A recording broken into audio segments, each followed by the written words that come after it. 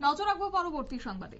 দীর্ঘ 2 থেকে 3 বছর যাবৎ পানীয় জলের সংকট এবং তার রীতিমতো সমস্যার সম্মুখীন হতে হচ্ছে গিরিবাসীদের, এমনই ছবি আজকে ধরা পড়েছে মান্দাই বিধানসভাতে।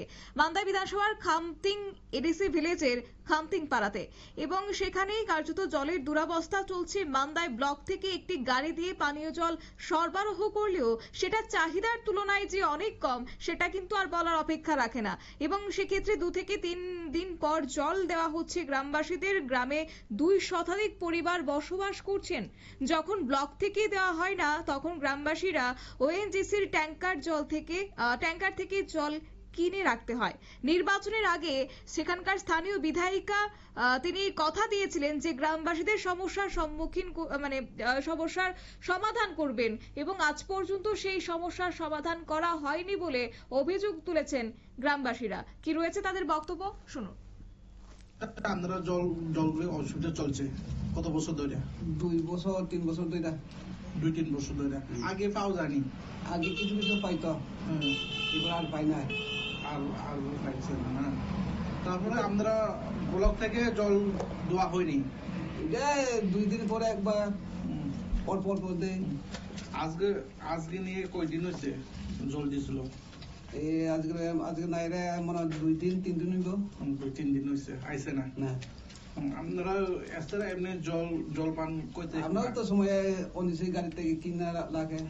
ওএনজিসি গাড়ি থেকে আপনারা কিনা রাখেন? কত করে?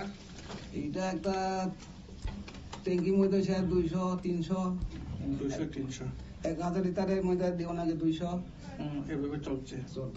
তারপরে আমরা সুখে দুঃখে যে সময় ইলেকশন, এই সময় কথা দিয়ে গেছে, এই সময় তো কথা কয়েছে আমরা বাড়ির মধ্যে ওই স্বপ্ন দেবর্মা কি কইছে, ওই জট দিব, লেভেল জট দিব।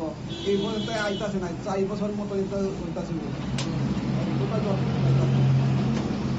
আমরা প্রধানের মিটিং হয়েছিল নাকি? এরা বস্তি ঘুরছে, কি ঘরে ঘরে গিয়া ঘুরছে। আর লগে আছে চন্দ্রবতী আছে। তারপরে কি আশা দিয়েছে? এবার তার কোনো দিছে না। তো কি আশা দিয়েছে ইলেকশনের আগে? জিতলে পাইব, দিব। এখন পাইছেন জলগুলি? ওই আমরা এগুলো তো কোনো নেতাই আয় না। আপনার বলতে কত ফ্যামিলি আছে এই এলাকায়? ওই তো প্রায় 175 ওই প্রায় 200 উপর হইব। 200 উপরে হইব না?